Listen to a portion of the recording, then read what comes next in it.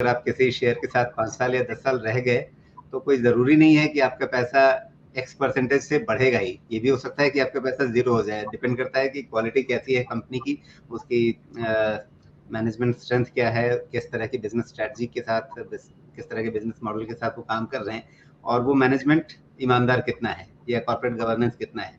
बहुत सारी चीज़ें होती हैं, और इसीलिए म्यूचुअल फंड के ज़रिए जब आप आते हैं, तो फंड मैनेजर वो सारी चिंताएँ अपने सिर पे ले लेता है। सीधे शेयर बाज़ार में वो चीज़ें, वो सारे जोखिम आपको खुद उठाने पड़ते हैं। एक और चीज़ यहाँ पे जोड़ना चाहूँगा, जो दर्शक नए हैं, अब जैसे विराज जी ने बार-बार कहा कैगर या सीएजीआर, वो क्या होता है? जैसे एक छोटा-सा उदाहरण सोच लीजिए, कैगर कैसे काम करता है?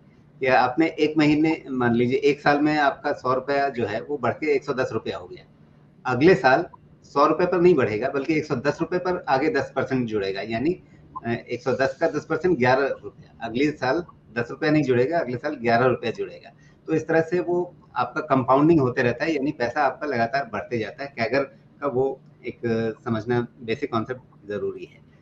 अच्छा, तो यही चीज राजीव जी, इफ यू अलाउ मी, यही चीज में अगर ₹1 26% कैगर से बढ़े तो आपका ₹11 हो जाता है 11वें साल में। जी, दैट्स द थंब रूल। और इसको 8 वंडर ऑफ द वर्ल्ड भी बोलते हैं कंपाउंडिंग मशीन को।